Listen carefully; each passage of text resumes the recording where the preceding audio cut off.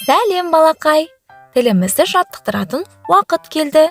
Және де өзімізді жан-жақты дамытып, білмегендерімізді үйренетін керемет видео сабаққа қош келдіңдер. Олай болса балалар, бүгінгі видео сабағымызда біз жемістермен танысатын боламыз. Балалар, олай болса, менен кейін қайталап және де айтылған жемістерді міндетті түрде естеріңе сақтаңдар. Олай болса, біздің ең бірінші жемісіміз жүзім. Қанекей қайталаймыз. Жүзім. Жүзім. Балалар, мұнда көп жүзім бар екен. Ал жүзімдердің түсі қандай екен? Күлгін екен, е? Жүзімдердің түсі күлгін екен. Келесі біздің жемісіміз өте дәмді қауын екен. Қанекей қайталаймыз. Қауын. Қауын. Балалар, сендерге қауын жеген ұнайды ма? Жарайсыңдар. Біздің келесі жемісіміз бұл барлық балаға, барлық адамға ұнайды деп ойлаймын. Бұл әрине қарбыз екен. Қане қайталаймыз. Қарбыз. Қарбыз. Жарайсыңдар балалар. Қарбыздың түсі қандай екен балалар? Қызыл түсті екен, е? Қарбыздың дәмі қандай болады? Әрине тәтті болады екен. Ал келесі жемісіміз мандарин. Қане қайталаймыз. Мандарин. Балалар, мандариннің түсі қандай екен? Әрине қызғылт түсті, е? Мандарин мен апельсиннің түсі бір-біріне ұқсас болады екен. Яғни екеуінің де түстері қызғылт екен. Келесі шабдалы жемісі. Қане қайталаймыз. Шабдалы. Шабдалы. Балалар, шабдалының түсі қандай екен? Әрине алқызыл түсті екен, е? Яғни біз бұл түсті орыс тілінде розовый дейміз. Ал қазақшасы алқызыл екен. Жарайсыңдар балалар. Келесі біздің қышқыл жемісіміз шие. Қане қайталаймыз. Шие. Шие. Балақай, қанекей санайықшы, мұнда қанша шие бар екен?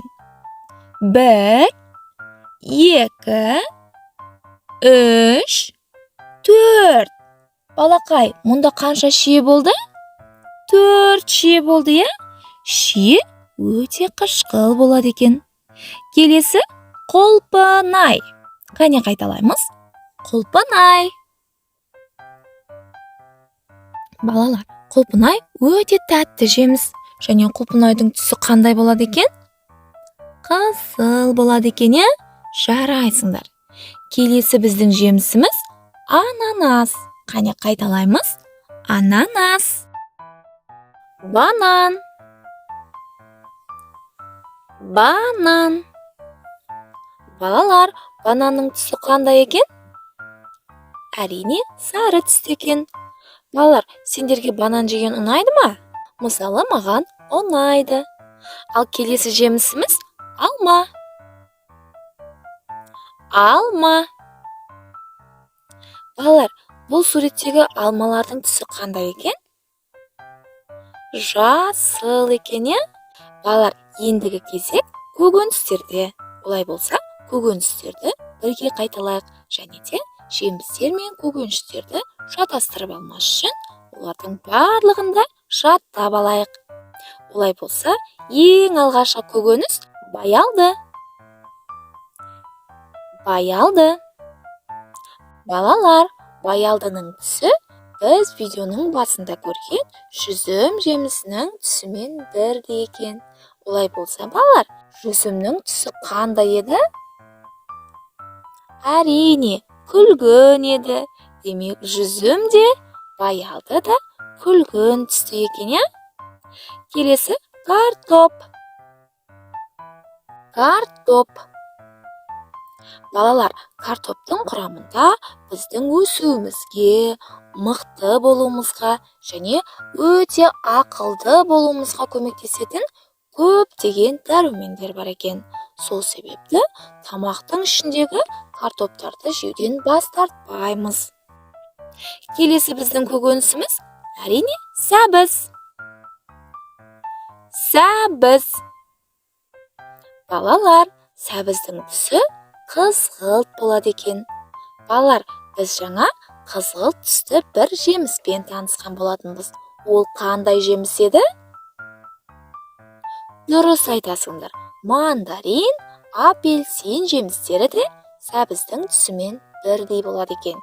Яғни олардың барлығының түсі қызғылт деп аталады екен, я? Келесі қызанақ. Қызанақ. Балалар, қызанақтың түсі айтып тұрғандай қызыл болады екен. Келесі ащы бұрыш. Ащы бұрыш. Балалар, ащы бұрыш аты айтып тұрғандай өте ащы болады екен. Ащы бұрышты қолмен ұстауға болмайды. Келесі саңырау құлақ. Саңырау құлақ. Балалар, бұл суреттегі саңырау құлақтарды санайықшы қане. Қаншау екен? Бір саңырау құлақ және екі саңырау құлақ. Сонда бұл жерде қанша саңырау құлақ бар екен? Әрине, екі саңырау құлақ бар екен. Келесі қияр. Қияр. Балалар, қиярды біз көптеген салаттардың құрамынан кездестіреді екенбіз. Қияр көптеген пайдалы дәрумендерге толы. Сол себепті қиярды жеуден бас тартпа. Келесі сарымсақ. Сарымсақ. Балалар, сарымсақ та көптеген ауруларға ем, және де көптеген ауру белгілерінің алдын алады екен. Сол себепті сарымсақты да жеп тұрған адам ағзасына пайдалы. Келесі әрине пияз. Пияз. Балалар, Қазақстанның кейбір өңірлерінде пиязды жуа деп те атайды екен. Келесі брокколи. Брокколи. Балақай, брокколидің түсі қандай екен? Әрине, жасыл екен. Келесі жасыл түсті салат жапырақтары. Қанеге қайталаймыз? Салат жапырағы.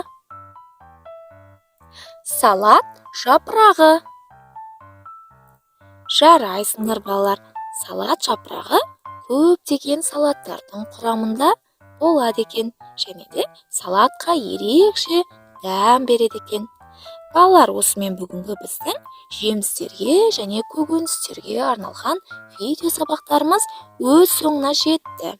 Олай болса балалар, менің арнама тіркеліп, видеоны өз достарыңмен бөлісуді ұмытпаңдар. Олай болса балалар, келесі кездескенше сау болыңдар.